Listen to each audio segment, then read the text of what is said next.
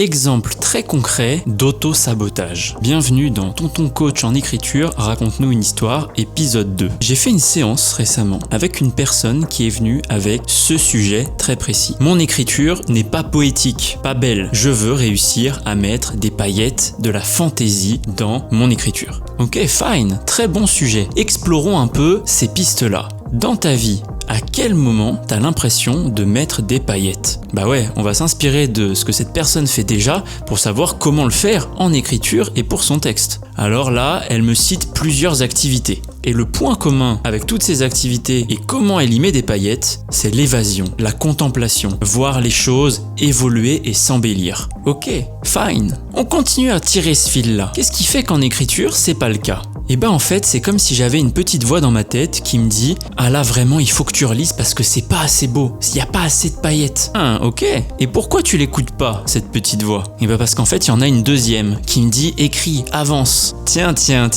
voilà un truc intéressant. Deux voix dans la tête, un conflit apparent et donc un blocage évident. Évidemment, mon ampoule de coach s'allume, je sais que quand il y a deux voix dans la tête, on les oppose, mais en fait, généralement, elles veulent travailler toutes les deux. C'est ça, le fil que je vais tirer. On récapitule. L'une veut avancer, l'autre veut corriger. Alors je demande, si la première dit « on relira plus tard », qu'est-ce qu'elle dit la deuxième voix? Ah, c'est vrai qu'elle est un petit peu rassurée, et je crois qu'elle répondrait « écris un peu plus vite parce que, en fait, j'ai vachement envie de corriger, moi ». Elle est là.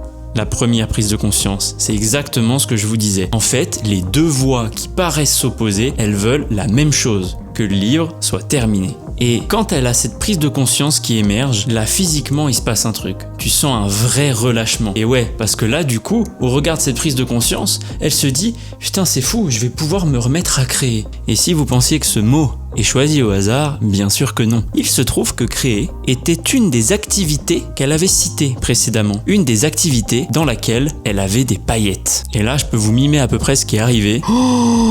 Et ouais, prise de conscience énorme. La petite voix dans sa tête qui lui disait de relire. La voix du perfectionnisme finalement. Celle qui réclamait des paillettes. Et bah, elle l'empêchait de faire exactement ce qui lui permettait d'en mettre. Créer. Vous voyez, on arrive souvent avec un problème. Et en creusant, on découvre que c'est notre propre manière d'agir qui le crée. Le perfectionnisme qui voulait de la beauté tuait la beauté. Et toi, comment tu t'auto-sabotes ?